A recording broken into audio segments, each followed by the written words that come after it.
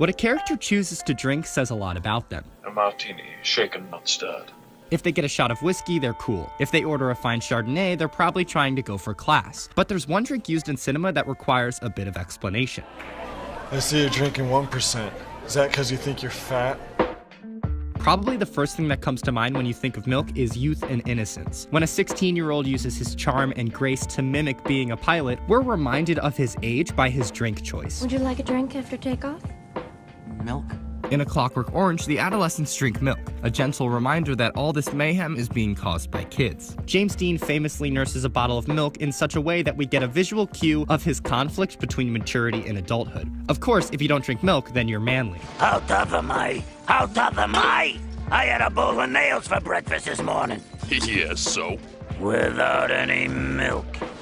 Right this way. Sorry to keep you waiting. If you want to go for a deep reading, you could say that Kevin spilling milk in Home Alone is a symbol of his lack of maternal nourishment. Or you could say John Hughes just wanted the visual joke of everybody crying over spilled milk. But this only scratches the surface. Many adults also drink milk, and that's where it gets more complicated. Milk is a symbol of childishness, so it's humorous to see Leon the Professional, a hyper-masculine assassin, drinking it throughout the movie. It fits into the comedic moments of the movie, but it also sheds light on his maternal side as he takes Matilda under his wing. In this instance, drinking milk is a joke, but many times drinking milk has the opposite intent. It's creepy. There's something off about a grown man drinking milk, and filmmakers seem to be well aware of this intuition. In Hitchcock's Suspicion, the audience suspects that the milk may be poisoned. It's an eerie choice to have milk, a drink we associate with innocence and purity, be the drink that may be poisoned. I don't think it would have had nearly the same effect if it were a cup of coffee or a shot of whiskey. There's something delightful about making milk threatening. We see this again in Inglourious Basterds. Colonel Hans Landa chugs a glass of milk from La Padite's farm, and it has the creepy factor, but there's more to it than that.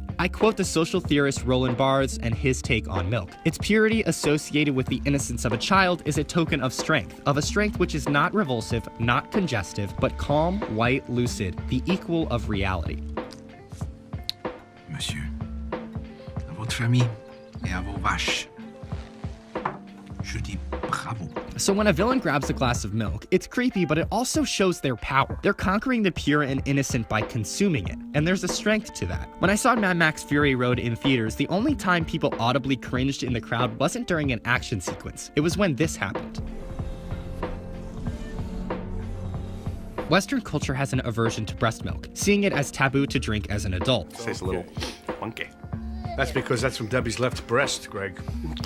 The choice to harvest breast milk in the movie further alienates the post-apocalyptic world from our own. In short, Mad Max Fury Road is a movie about fluids. Women are exploited for their breast milk, men are exploited for their blood, and the populace is exploited by controlling the water supply. The complete control of these liquids by Immortan Joe shows his dominion over his world, and the milk is no exception. In fact, his sons drink the milk to keep up their muscle mass, reinforcing the idea that consuming milk is a sign of strength. What's so great about using these liquids in the film is that it allows Mad Max to introduce plot points and character arcs non-verbally. After Mad Max performs his first selfless act for Furiosa, he washes himself with milk, symbolizing the start of his transformation from a selfish man only looking for survival to one who cares and nurtures for others. The turn to completely trusting Furiosa is symbolized by him giving her his blood, another liquid symbol. Mad Max Fury Road is a prime example of milk enhancing the visual storytelling of a movie. Milk is a powerful storytelling device. It can show someone as a child, but it can also be used to unsettle, show character strength, or give information about the plot. So the next time you see a character drinking something, ask yourself,